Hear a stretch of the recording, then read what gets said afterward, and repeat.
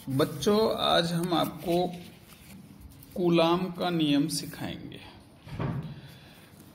हमने पढ़ा है कि दो आवेश है ना, अगर समान प्रकृति के हैं तो वो प्रतिकर्षित होते हैं और विपरीत प्रकृति के हैं तो आकर्षित होते हैं। कूलाम नामक वैज्ञानिक ने बताया है कि आवेशों के बीच कितना आकर्षण बल लगेगा, कितना प्रतिकर्षण बल लगेगा। मैं उसका सूत्र आपको देता हूं। देन सिखा रहे हैं हम आपको कूलाम का नियम, या यूं कह सकता हूं, दो आवेशों के बीच बल, दो आवेशों के बीच बल। कूलाम कहते हैं कि माना आपके पास ये दो आवेश है। आवेश का प्रतीक मैंने कहा Q1 Q है, तो ये दो हैं तो एक को Q1 एक को Q2 कहते हैं। ये R दूरी पर माना स्थित है। शर्त है उनकी कि ये दोनों आवेश है ना कैसे होने चाहिए, बिंदु रूप, मतलब किसी एक बिंदु पर स्थित होने चाहिए। दूसरी बात, आवेश क्या होने चाहिए, स्थिर।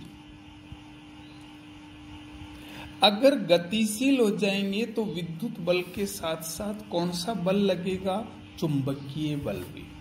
उस स्थिति में कूलाम का नियम कार्य नहीं करता है। तो वो दो बात बताते कि दो स्थिर बिंदुवत आवेश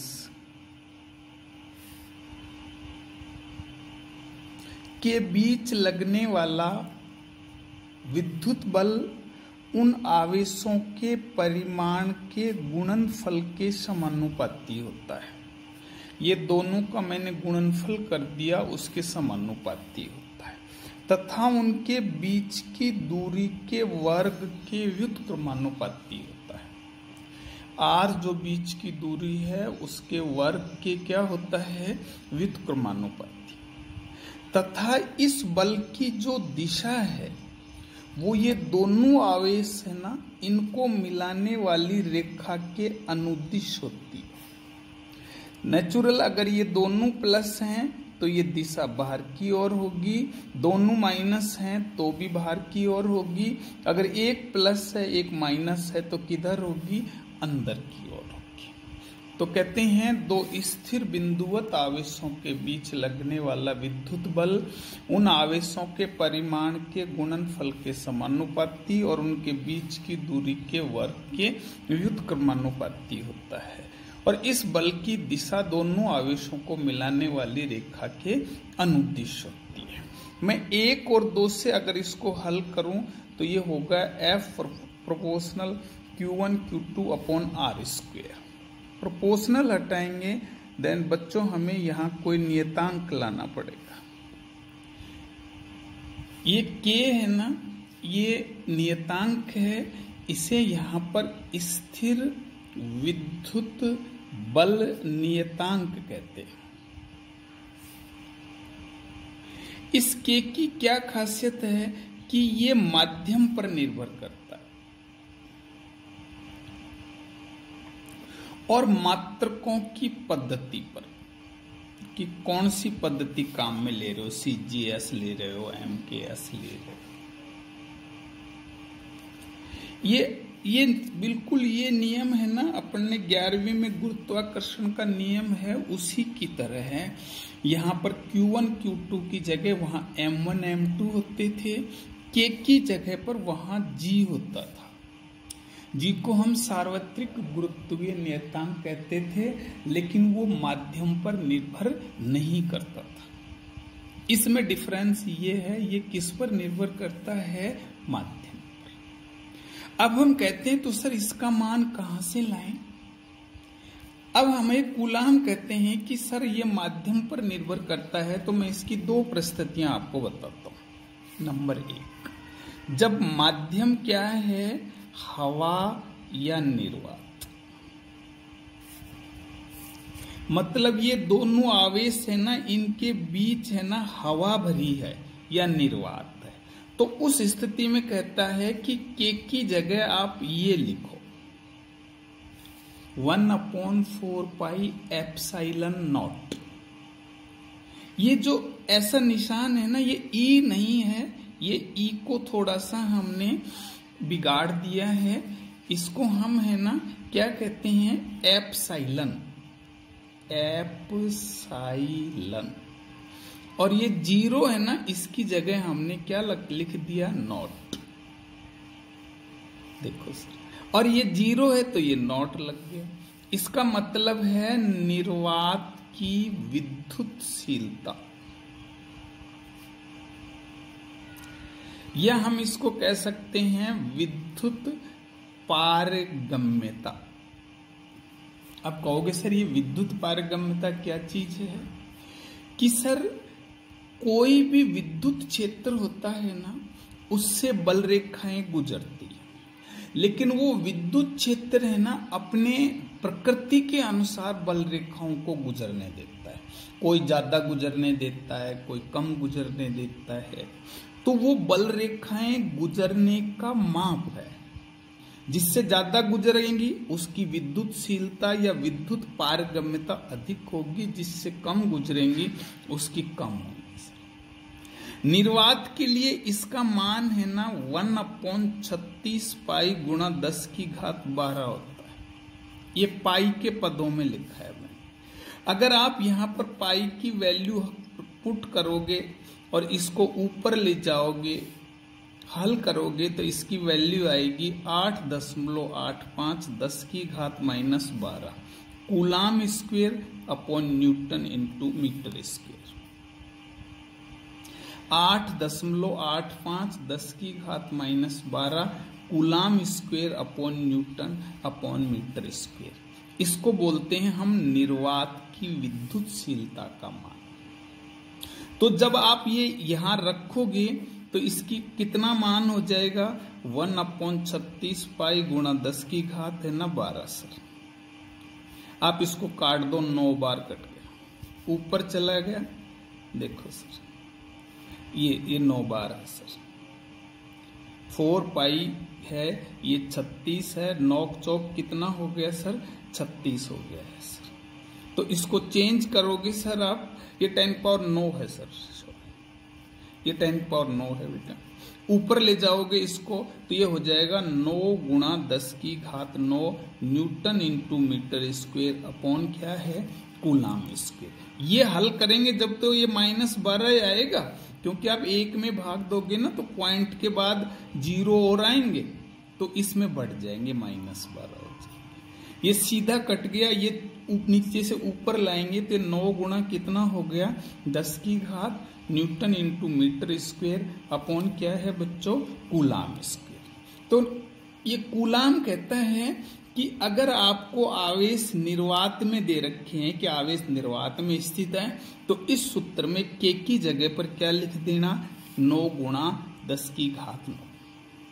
अब हम कहते हैं सर अगर निर्वात नहीं है तो कहता है सर निर्वात के अलावा अन्य माध्यम है, तो हम के की वैल्यू क्या लिखें, वो कहता है सर के की वैल्यू आप ये लिखो। अब इसके 0 नहीं लगाया क्योंकि ये है ना माध्यम की विद्युतशीलता है, वो तो निर्वात के लिए हमने नोट लगा दिया था सर। अब ये अलग अलग माध्यम के लिए है ना अलग अलग होती है, और इसका मान रियल में हमें पता नहीं होता है। तो फिर सर यहाँ एप्सिलॉन कहाँ से मान रखे, वो कहता है इसके लिए हमें एक अलग राशि और पढ़नी पड़ेगी जिसका नाम है माध्यम का पैरावैद्युतांक, या इसी का दूसरा नाम है माध्यम की आपेक्षिक विद्युतशीलता। इसका दूसरा प्रतीक है एप्सिलॉन और इसके आर लगा दिया है। आर का मतलब है रिलेटिव, आपेक्षिक। तो हमें इस एप्साइलन का मान है ना, इसका पता नहीं है, तो इसका पता लगाने के लिए हम एक नई राशि से परिचय करेंगे जिसका नाम है माध्यम का पैरावैद्युतांक या माध्यम की आपेक्षिक विद्युतशीलता। ये अभी अपने राजस्थान बोर्ड 2020 में पहला ही प्रश्न है 1 नंबर का। राजस्थान बोर्ड 2020 में पहला ही प्रश्न अपने जो आया है 1 नंबर का, वो है माध्यम का पैरावैद्युतांक किसे कहते हैं। तो वो मैं अब आपको सिखा रहा हूं सर। ये क्या है, सच में 2 है ना बलों का अनुपात है। कहते हैं 2 आवेश है ना, उनको आप निर्वात में रख दो सर, किसी भी दूरी पर। आवेशों के बीच निर्वात में बल बटा इन्हीं आवेशों के बीच किसमें बल, माध्यम में बल। उतनी दूरी पे रखने, वो ही 2 आवेश लेने हैं। एक बार उनको निर्वात में रख के देखें तो उनके बीच कितना बल लगेगा, फिर उनको माध्यम में रखें तो उनके बीच कितना बल लगेगा। हम कहते हैं अगर कूलाम का नियम लिखोगे तो ये ऐसे लगे, सूत्र होगा। ये निर्वात के लिए नोट लगा दो, माध्यम के लिए यहां पर नोट मत लगाओ। Q1 Q2 अपॉन क्या है R²। ये सब कट गए देखो आपस में। ये एप्साइलन ऊपर चला गया, एप्साइलन नोट। आप इसकी सीधी डेफिनेशन भी लिख सकते हो। ये क्या है, माध्यम की विद्युतशीलता। ये क्या है, निर्वात की विद्युतशीलता। हम कहेंगे सर ये 2 विद्युतशीलताओं का अनुपात भी आप इसको कह सकते हो, माध्यम की विद्युतशीलता बटा निर्वात की विद्युतशीलता। अब हम इसको तिरछा गुणा कर लेते हैं। एप्साइलन बराबर epsilon note epsilon are. Epsilon are है ना, हमें पता रहता है। तो अब हम के की जगह क्या लिखेंगे, अगर माध्यम निर्वात नहीं है तो यहां पर हम एप्साइलन नोट एप्साइलन आर लिखेंगे। इस एप्साइलन आर को हम माध्यम की क्या कहते हैं, आपेक्षिक विद्युतशीलता, या माध्यम का क्या कहते हैं, पैरावैद्युतांक। मैं आपको है ना कुछ माध्यमों के लिए एप्साइलन आर का मान बता रहा हूं सर, या हम इसको के भी कह सकते हैं। देखो बच्चों, ये जो के था ना पहले, ये के और ये जो अपन ने एक पहले लिखा था स्थिर विद्युत नियतांक, बल नियतांक, ये दोनों अलग अलग है। यहां निर्वात अगर पुट करना चाहते हो या हवा, दोनों का एक ही है, ये 1 है सर। तो आप इसकी जगह 1 लिख दो, देखो वही निर्वात वाला सूत्र आ गया। ऐसे पानी है, इस पानी का है ना 80 होता है। ऐसे ही कांच है, कांच का रंग के हिसाब से 5 से लेके 10 तक होता है। ऐसे धातु है, इसका अनंत होता है। आपको मुख्यतः 2 याद रखने, निर्वात और ये अनंत। बाकी तो आपको कोई न्यूमेरिकल वगैरह आएगा तो उसमें सर है ना ये देगा। एक साल पूछा है तांबे का है ना पैरावैद्युतांक कितना होता है, तो हम कहेंगे तांबा एक धातु है, इसका पैरावैद्युतांक कितना होगा, अनंत। अब अगर हम इसको माध्यम के लिए पुट करें तो बेटा ये ऐसे हो गया सूत्र आपका 1/4 pi epsilon not epsilon are Q1 Q2 बटा क्या है R²। ये इतना इतना तो निर्वात के लिए ही है, तो मैं इसको यूं भी लिख सकता हूं F निर्वात बटा क्या है एप्साइलन आर। एप्साइलन आर है ना, इसका मान निर्वात के अलावा 1 से बड़ा होता है। जब 1 से बड़ी संख्या का इसमें भाग देंगे तो ये छोटी आएगी। तो मैं कहूंगा सर F माध्यम में बल सदैव F निर्वात से क्या होता है, कम लगता है।